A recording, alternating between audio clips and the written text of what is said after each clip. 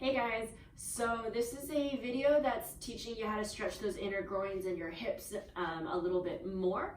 I've had a few people who are only English speakers ask me to do something like this before as well. However, I don't have enough hours in the day to be able to film this in English and Chinese because I mess up quite a few times.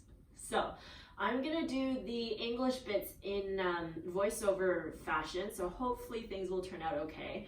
But if it looks like I'm talking, but there's no voiceover or, it doesn't seem to match, that's why I'm speaking in Chinese, but I'm voiceovering in English. So hopefully you'll still be able to get the gist of this, and it will still help you. If there's anything that is a little bit confusing or that you'd like to know more of, feel free to message me and let me know, and hopefully you enjoy.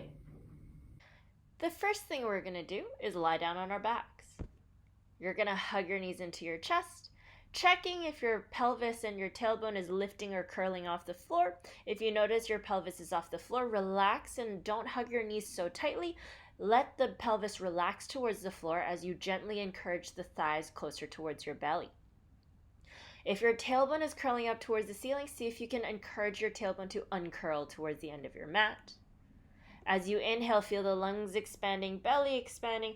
As you exhale, can you relax your front body down towards your spine? Relax your spine through the floor. Use that exhale to check if your chest, shoulders, neck, and chin are tight and tense. Can you use your exhale to relax? See if you can use gravity and the weight of your arms to help you gently weigh those thighs closer towards your chest, without letting the pelvis and the tailbone lift up or curl inwards. You're still encouraging that tailbone to uncurl towards the end of the mat.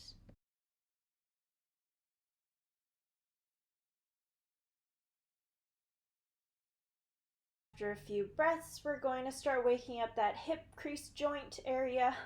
We're going to use our hands to help us open the knees wide like windshield wipers, opening outwards, close them inwards. You don't need to rush this. Take your time with it.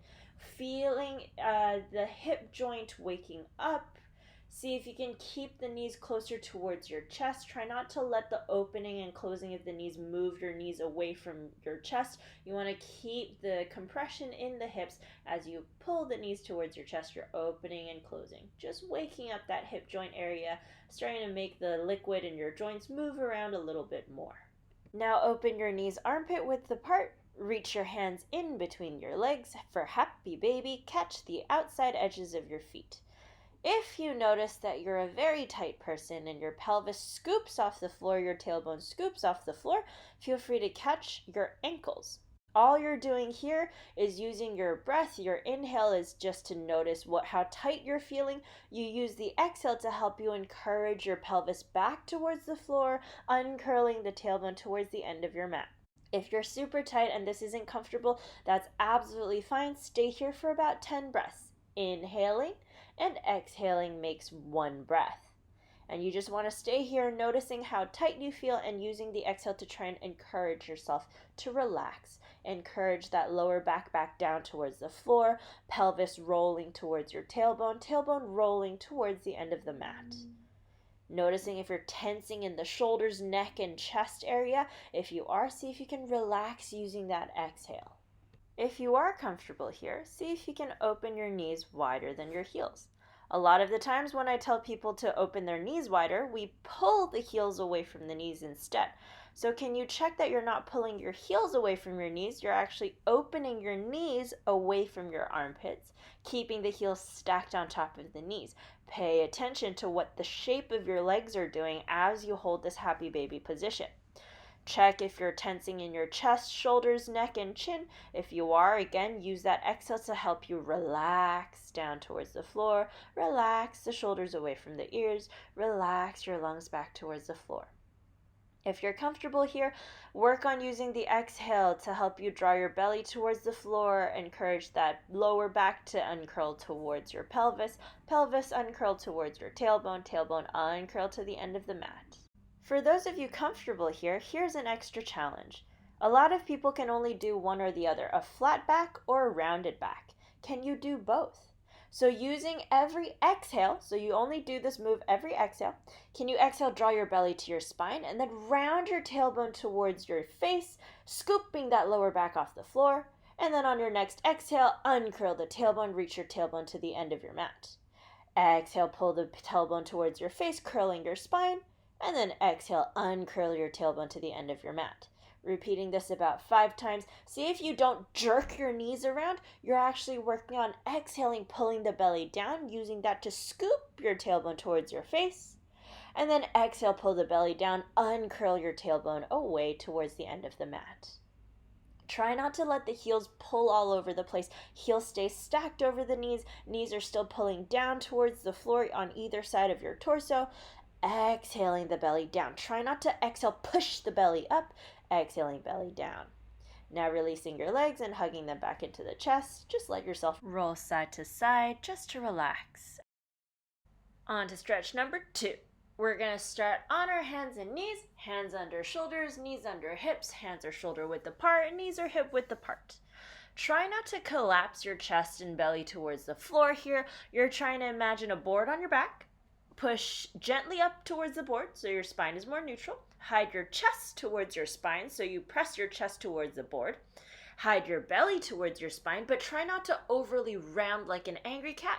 Imagine the flat board on your back and just pull your belly gently enough that your spine is flat. And then think of reaching your tailbone to the wall behind you so your spine is neutral and not overly rounded. Bring your left knee to the center and then squeeze your right heel to your butt, imagining you're squeezing a block or a towel in between your heel and your butt. Lift your knee as high as your pelvis or a little higher. Bring the knee out to 90 degrees and then bring your knee to your armpit. Finish that circle by going back to the first position. See if you can do about 5 total going forwards, trying not to let the rest of your body move. And when you've done about 5 going forwards, then see if you can do 5 circles going backwards. We start at where we started in position 1, and then we're going to bring the knee towards the armpit to reverse the direction. So you want to try 5 times going in each direction just to see how the mobility in your hips are like. Take it super slow, trying not to let the rest of your body move. You're really focusing on that right glute and right hip joint, noticing whether or not you're compensating through the rest of the body just to make it move. As you can see, there are a lot of ways the body can compensate for the hip mobility. It tricks you into thinking that you've got that hip mobility by shifting your body around in all sorts of wonky directions. We don't want that. We really want to avoid kicking the heel away from the butt as we do these moves. We want to keep the heel squeezing towards the butt like we're trying to hold a towel or a brick between the heel and the butt. Try not to collapse the lower back down to the floor. We're really trying to pull that belly to the spine. As we bring the leg out to the side, we're really trying to feel that right butt pushing ourselves back to center and not collapsing like I am in this video. You're trying to keep the weight even between 2 hands and the back leg as you bring the leg out to the side. This is where it's really easy to trick yourself into thinking you're lifting your leg super high when actually you're just collapsing to the side. So again, do 5 times going forwards and 5 times going backwards, trying really hard not to let yourself sink and collapse. You're trying to imagine the board is still on your back and you're pushing your entire front body, pulling it up towards the spine, up towards that plank. You're going to be feeling your glutes on fire, and you're going to wake up that hip capsule thigh joint area, and it's a great warm-up for the upcoming stretches. Stretch number 3. Depending on the level of familiarity you have with stretches, you can either skip the next step or you can try it with me. We're going through a series of happy cat, angry cat, or cat cow, but focusing on the tailbone area. So starting with your angry cat, rounding that tailbone, focus on sucking that belly towards your spine, almost like you're trying to hide yourself away from a ball, keep the shoulders away from the ears, and just notice what your tailbone is doing. As moving into happy cat, tailbone slides up towards the ceiling, belly pushes to the thighs, and then grow tall from your arms and drag that chest forward. Don't look forward and up, look to the top of your mat and think of dragging that chest forward between your arms. Going back into your angry cat, again paying attention to that tailbone, rounding down, and now tailbone going back, happy cat. And again, we're trying to find the length in the front body. We're not trying to lift the head and stretch the neck and sound super constricted in the throat. When you talk in that position, you should be able to talk normally here. Gaze at the top of the mat so your neck is neutral, and then think of using the arms to help you pull that chest forward as your tailbone slides backwards. This is super important for the upcoming stretches. Imagine almost like a tug of war happening. Someone's pulling your tailbone back, your hips and tailbone back, and someone's dragging your chest forward. So you're stretching out that front side of the body.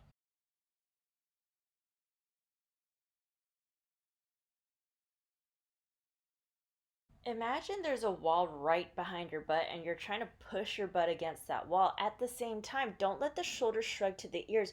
Grow tall, ears away from the shoulders, and then think of dragging that chest forward between your arms.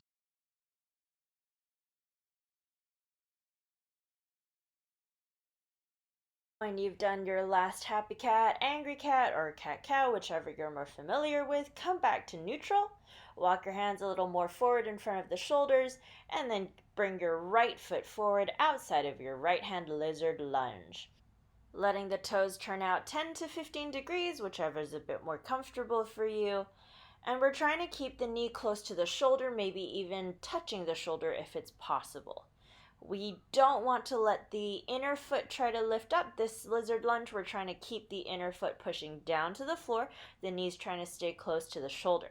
Now focus on your back leg. Can you let the back hip sink down towards the floor, but not turn the hip bone towards the floor? Just let the butt sink down. Now we pay attention to the tailbone just like we did with our happy cat, angry cat. We're going to grow tall from the floor. Think of your happy cat tailbone pushing back, and then as you grow tall from your arms, think of dragging the chest forward between your arms. Again, the gaze is to the top of the mat, not up towards the ceiling. We're looking to keep the spine long, neck long. And again, we're aiming to keep the knee close to the shoulder, stepping through the entire foot. To add a bit more of a challenge, keep the hips low, tuck your back toes under, and straighten your back leg completely. Keep the back heel stacked over the toes. You should feel almost like you're pushing yourself forwards. And with that push forwards, the under butt area where the glute and the hamstring meet should feel like it's activating. No arch in the lower back, should feel a bit of a stretch through the front of that left thigh and a bit of compression through the right hip capsule. If you're comfortable here, bring your elbows onto the floor, onto some blocks. Keep the back leg lifted to make sure you're actively squaring those hips. When you're okay, bring your back knee towards the floor and you can relax here. Don't look towards the wall behind you. Aim to look forward to the top of the mat. Again, don't gaze upwards, look at the top of the mat. Finding length through the spine by reaching your tailbone to the wall behind you, growing tall from your arms and dragging your chest forwards. When you're ready, coming back up to your hands, bringing yourself back and changing to your other side. All right, let's do the other side, and I'm going to show you from the front how we're going to do that lizard lunge on your left side. Bring that left leg forward outside of your left hand, again turning those toes out 10 to 15 degrees, keeping the knee and shoulder touching. If you notice your hip is higher than your front knee, then aim to slide your back leg back just a teeny bit more so your hip can sink down below the front knee. Now, here is where a lot of people will turn their hip down to square their hips, air quotes, square their hips, or in an effort to feel like they're doing a deeper stretch. The best way I've found to, air quotes, square the hips, basically making the pelvis even, is to tuck your back toes under, lift your back knee off the floor, and keep your hip the same height as your front knee, or if you can, go lower than your front knee. Again, remembering how we do our happy cat, tailbone reaching back while pistoning your foot forward so your hip sinks low, then dragging your chest forward between your arms. Again, we're not looking forward and up, we're looking to the top of the mat, or if you're not looking at a mat, gaze a little more forward so your spine is neutral but lengthening long. If you're comfortable here, bring your elbows onto some blocks or the floor. And I'm gonna keep sounding like a broken record here, but again, the entire time, what we're doing is when your hands are on the floor, you're not collapsing down or staring at your back leg. You're pushing the floor away here. Happy cat tailbone reaching back, and at the same time, you're dragging the chest long forward between your arms. You're trying to keep the spine long, and you should be able to feel a little bit of a stretch through the front of the back hip. However, that's not the most important part. Where you're really going to be feeling anything here is the compression between the hip and the thigh joint area. Basically, the lizard lunge mimics a lot of squat positions where the compression in the hip flexor is necessary. So this is where you're really going to be feeling anything if you do a lizard lunge.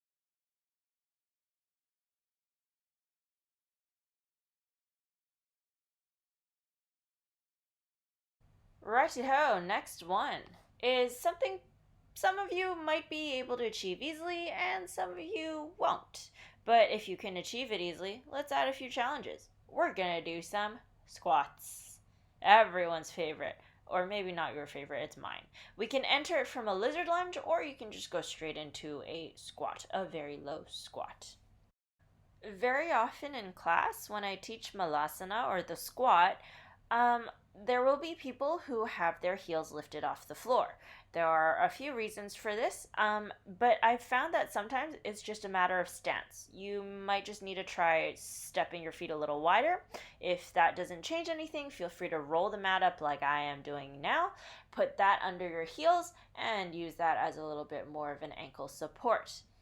However, I recommend trying just to change your stance. It is absolutely fine to widen the stance until your heels touch the floor, because sometimes you're just stepping your feet a little too close towards each other. Feel free to also put a block under your butt if you're really uncomfortable in this type of position. That is also absolutely fine. Take a few breaths here just to get used to this position.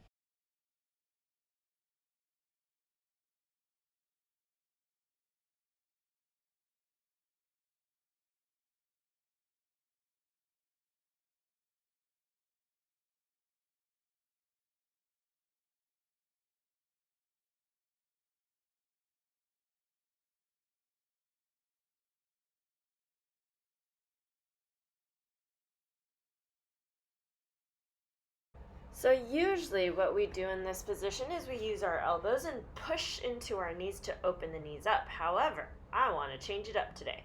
Instead of placing it inside of your knees, we're going to place our elbows and forearm area on top of the thighs. So we're putting the arms on top of the thighs and we're going to massage the knees outwards along the lines of your toes. So watch where your toes are, and as you push the knees over the toes, you'll feel a little bit more space between your belly and your hips. You're going to feel like you're growing a little taller. Your spine should feel a little more free to lengthen. Alongside that, you should feel a little lighter overall, like you're able to step into your feet a little bit more, feel a little more stable. It also builds in a little bit more ankle flexibility in this position.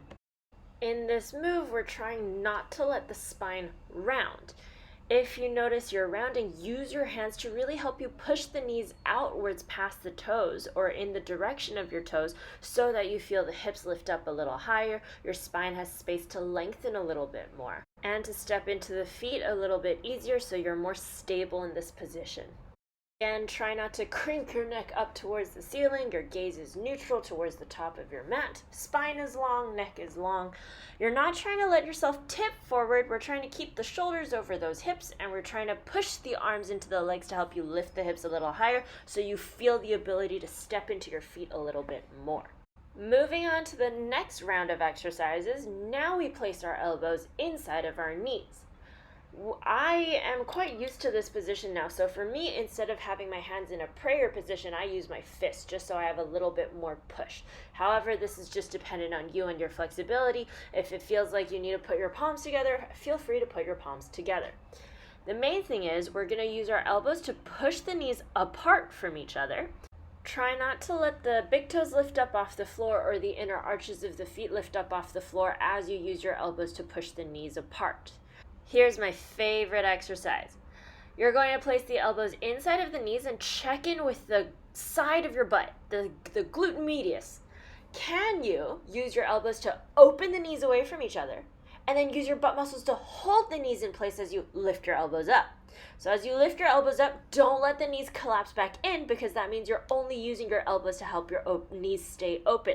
We need to recruit our butt muscles to keep our legs open, not just rely on those arms. So you're going to do this about 5 times to get used to it.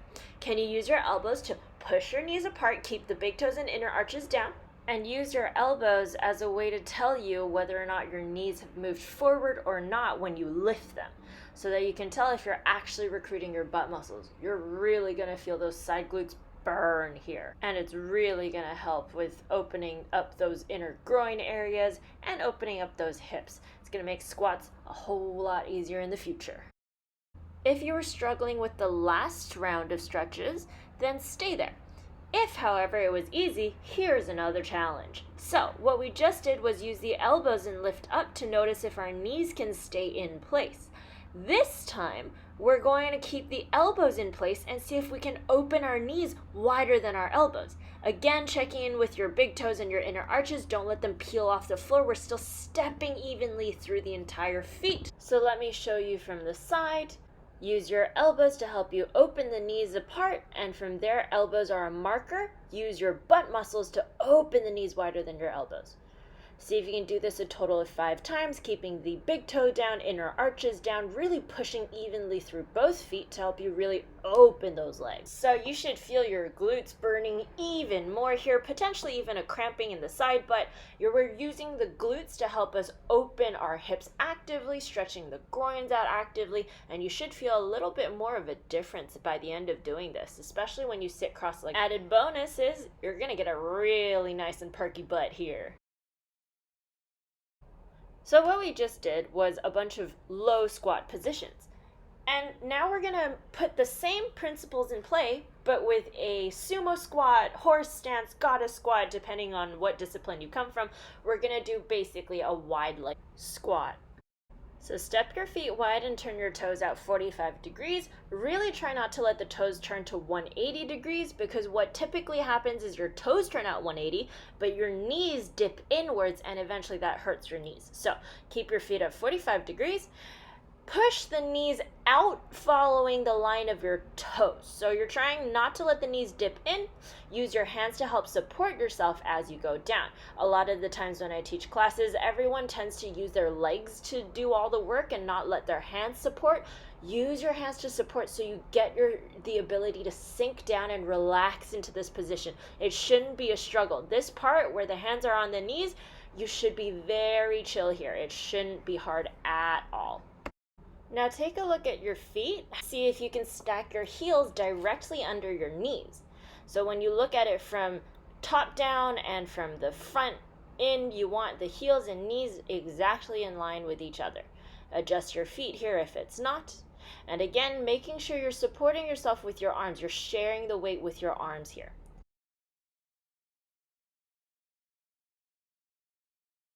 When you're comfortable in this position, you're going to start paying attention to the tailbone and the arch in your spine.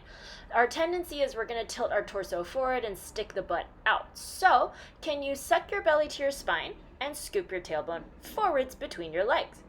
Imagine there's a board behind your back, and that belly sucking in is to press your back against the board, and that should start helping you scoop your tailbone forwards so that you can help spread your knees a little wider, get a deeper stretch in that groin. Do this about 5 to 10 times, letting the tailbone slide back, noticing the arch in your spine, and then seeing if you can draw your belly to your spine, scoop your tailbone forward as you almost think about pushing the hips forward to the wall in front of you. The act of scooping that tailbone forward should naturally start helping you push into your feet a little bit more, and it feels a little like you're pushing your feet down and out, almost like you're trying to rip the floor apart, rip the mat apart. That should give you the stability to be able to lighten the load in your arms, and now you can use your feet to hold yourself up in this wide leg squat position. Keep the belly drawing towards your spine. Keep scooping your tailbone forward. Then lift your arms up. Hands are same height as the shoulders. Keep pulling your belly in. Keep scooping the tailbone forward, aiming to keep the knees pushing towards the pinky toe side of your foot. Try not to let the arms drop. Keep the hands the same height as your shoulders, and see if you can stay in that squat, maybe about 5 breaths or however long you can hold it. Feel free to take a break here and notice how difficult or easy the last 2 moves were. If they were easy, then here's a way to take it up a notch.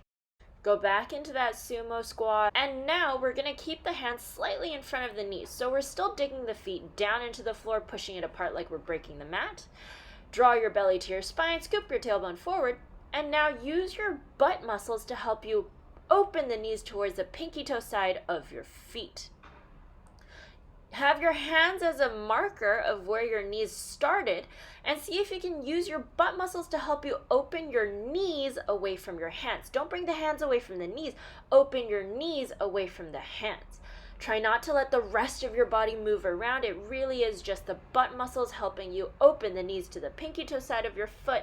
To keep your stability, you're pushing your feet down and out. And now for an even harder challenge. Pulse your hips up and down. Hands go same height as your shoulders. Don't let the torso dip forward. And you're pulsing your hips 1 inch above the knees, 1 inch below the knees. Keep digging the feet down and out to maintain your stability. Keep opening the knees towards the pinky toe side of the foot. And when you've done about 5, see if you can stay in the squat and hold. Hold maybe 10 seconds, then come up and take a break. And shake out those legs. So now that we've done many active stretches using the butt muscles, let's do some stretches to relax those muscles that we've used. You're going to lie on your back and create a figure 4 shape. Right ankle on top of your left thigh. If you're prone to spraining your ankles like I am, extend your heel away from you and reach your toes towards your knees to protect your ankle, avoiding letting the ankle turn in or roll in, which generally just allows you to sprain your ankle even more. We're going to press the right knee away from our face towards the wall in front of us. See if you can keep that belly relaxing down towards the floor. Your spine is long. You're feeling the stretch in the outer right butt. If that feels fine, you're going to reach your hand through the hole between your legs, making sure to keep that right knee moving to the wall in front of you and not towards your face. Right hand grabs your left shin. Left hand also hugs your left shin. Aim to keep that lower back on the floor, thinking of same thing as we did at the very beginning of class, uncurling your tailbone towards the end of the mat so your spine is long. Notice if your belly, chest, shoulders, neck is tense, can you use your exhale to relax? As you hug the left knee closer to your chest, the aim is to keep that right knee away from you. Don't use your elbow to force your knee away from you though. Can you still use the butt muscles a little bit to help you extend the knee away from you towards the wall or towards the ceiling, depending where it's facing, and you should feel a nice stretch through the outer right hip. This should be a nice relaxing stretch, and when you're ready, change to your other side.